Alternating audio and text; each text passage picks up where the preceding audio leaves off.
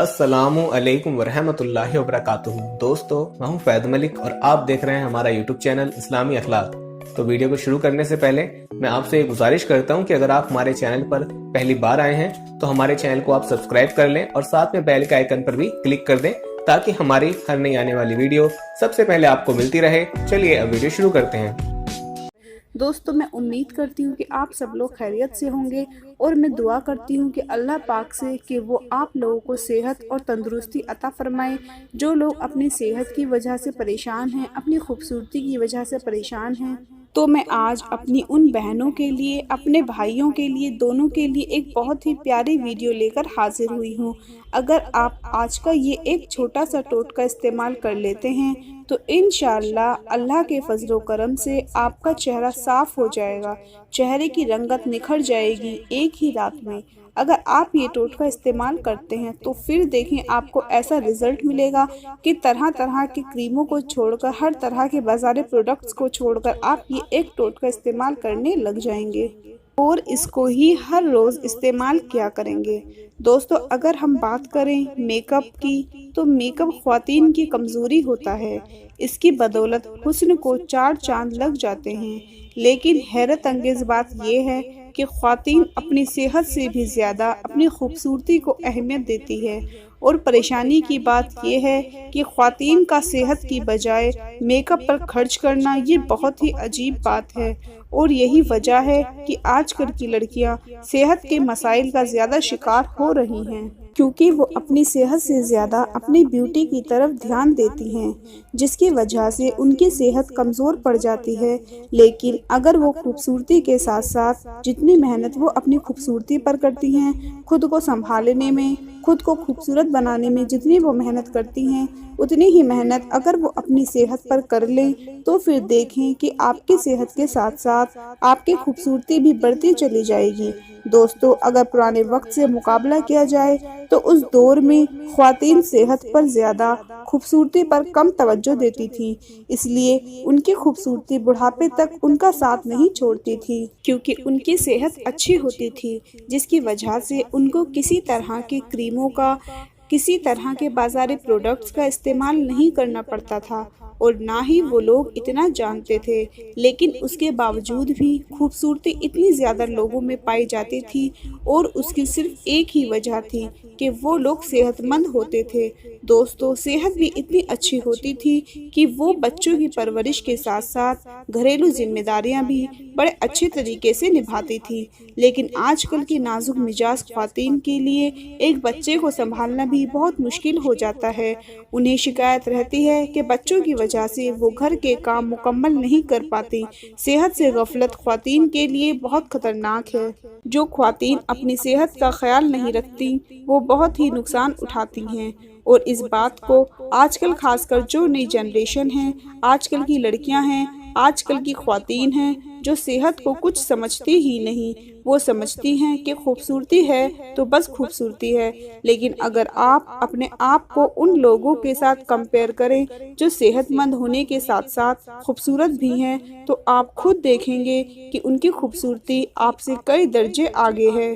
दोस्तों, सेहत से दूर रहने वाली ख्वातीन को शादी के बाद बहुत से मसाइल पेश आते हैं, इसलिए उनको चाहिए कि वो खूबसूरती के साथ साथ सेहत पर भी तवज्जो दें, क्योंकि सेहत की बदौलत वो कुदरती खूबसूरती हासिल कर पाएंगी जो आम खूबसूरती से बहुत आगे होती है। अगर अच्छी खूबसूरती चाहते हैं तो अपनी सेहत भी अच्छी बना लें।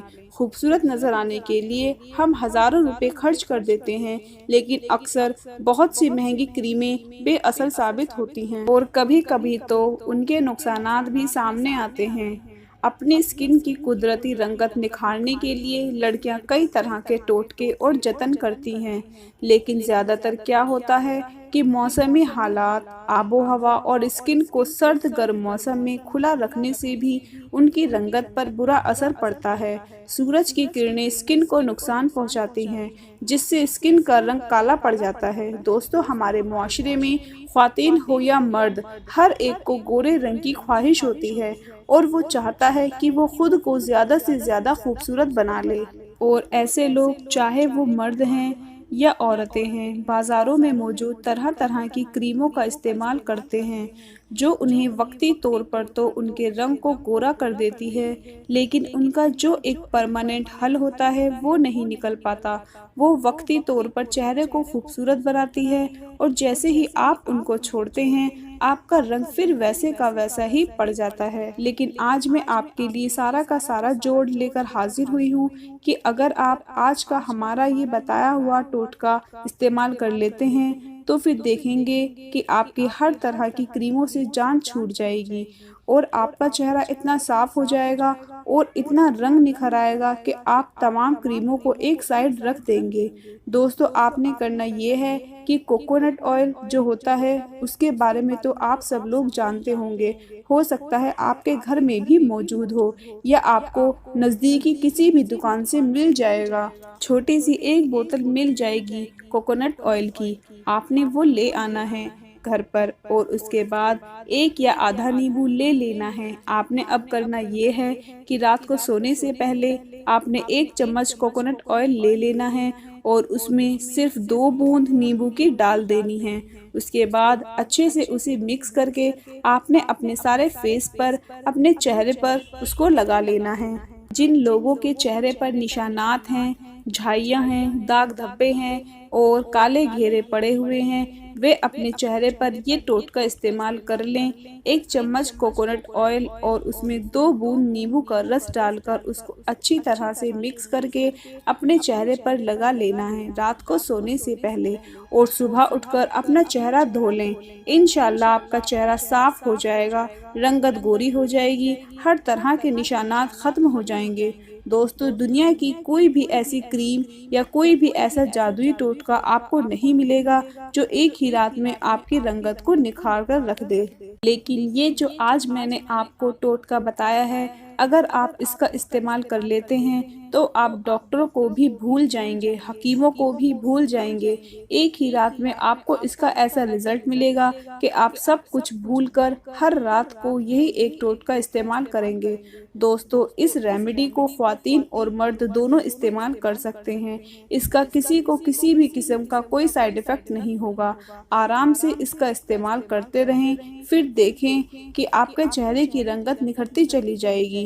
अगर आपको आज की हमारी ये वीडियो पसंद आती है तो इसे लाजमी शेयर करना और लाइक करना ना भूलें और हमारे चैनल को सब्सक्राइब कर लें ताकि हमारी हर नई आने वाली वीडियो का नोटिफिकेशन सबसे पहले आप लोगों को मिलता रहे। तो दोस्तों, दुआओं में याद रखिए। अल्लाह हाफिज।